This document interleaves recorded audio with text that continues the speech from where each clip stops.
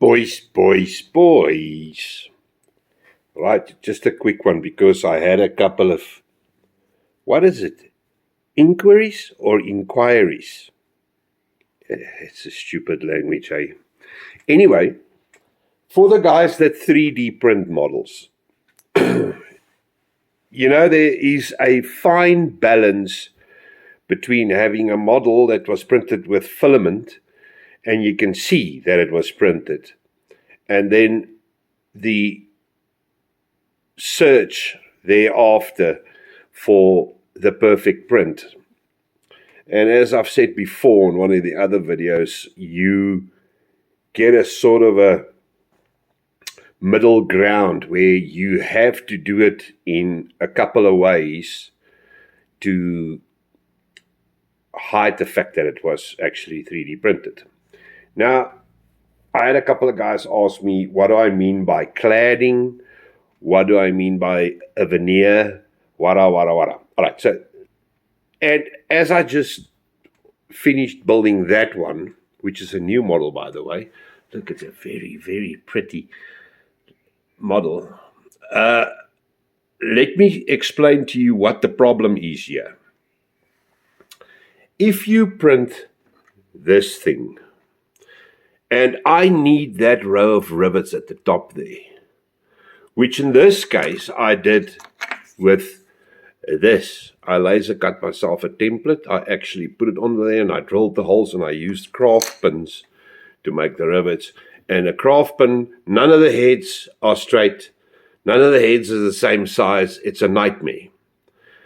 And if you do this commercially for resale, you cannot sit here for a day and drill holes and put those little pins in. It's just not financially viable, if I am now going to use difficult words.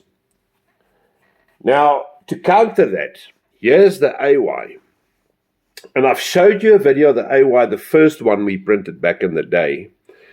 And this also has a lot of rivets. And it's very, very difficult because it doesn't matter what YouTube or Google or whatever tells you, there is no easy way of making a 3D print smooth, bar taking sandpaper and sanding it. And the more mechanical you can go, I use a mouse here, the better. I normally start with a 120. And then I go to a 400, and then I go to 600, and then I just finish it off and polish it with an 800 on the mouse. And then after that, I use 1100 water paper, and I do it with water, and you get that. You can see you get that sort of finish. This whole body was printed, okay, in filament nogals. However, for you to do that job properly, you need not to worry about rivets and crap in the way and beams and all that sort of thing, because you cannot sand neatly around them. It's just one of those things, boys, you can't.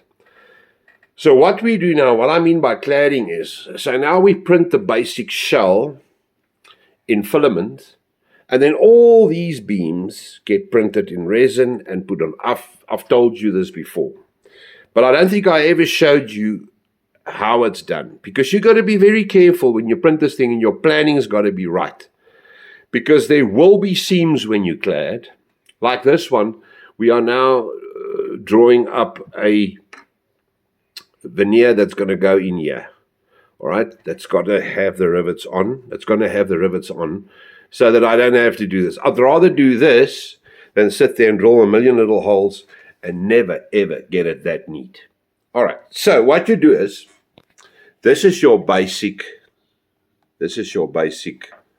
filament printed shape, all right? And then we print the veneer, which looks like this. All right, now I can't remember what thickness this was. I think it was 0.5 mil or whatever. You print the veneer like this in resin, because it does accentuate the rivets. It makes it very, very nice. And then you just stick them on. But as I said, now you've got to be careful, because obviously you're going to have a seam like that. So on your model, you design it that wherever you have that print over, this beam is going over there. You won't see any of that. Okay. And if you do have 2 rows like this and 2 different veneers, always make sure that you line the damn rivets up.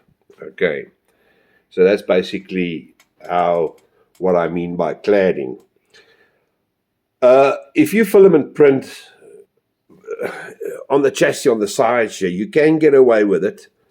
However, I found that if you do it in filament, the rivet sort of gets fuzzy and hairy.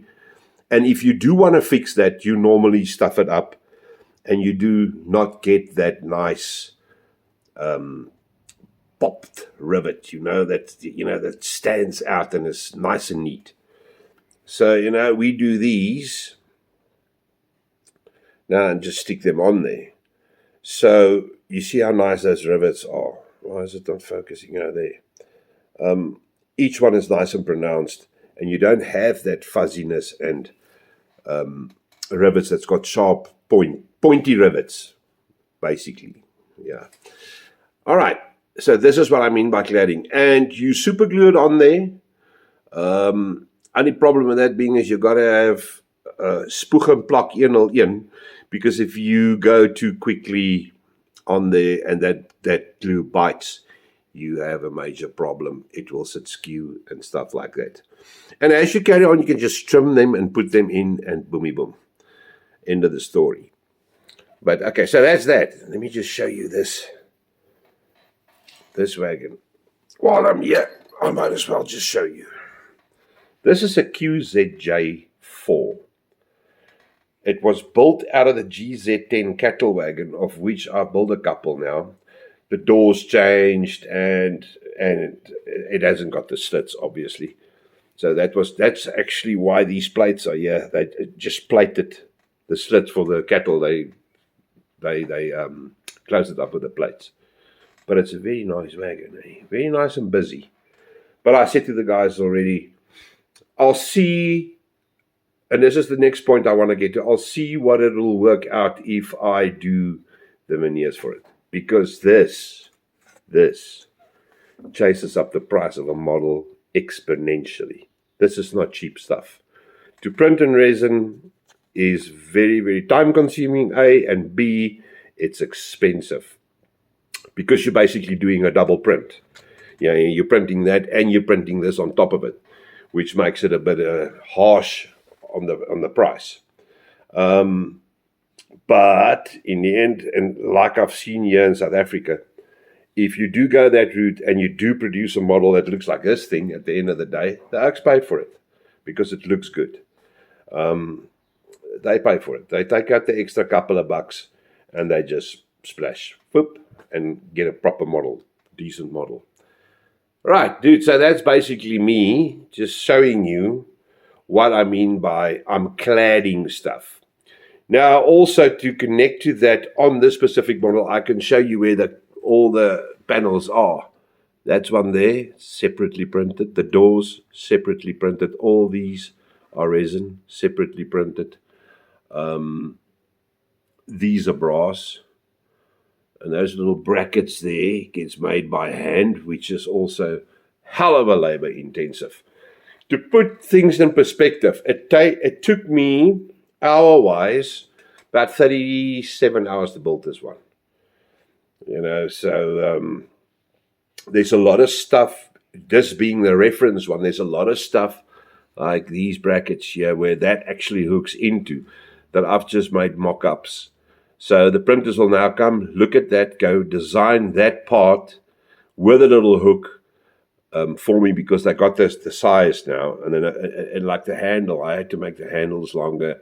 Little things like that the reference one always brings out, and then you take it from there. And in the end, the first production one will have all the printed stuff on, which is this prettier than anything else. All right. So that's basically it, dudes. Right, I'm going to love you and leave you. I've got work to do. And then we speak later. Goed, tot ziens.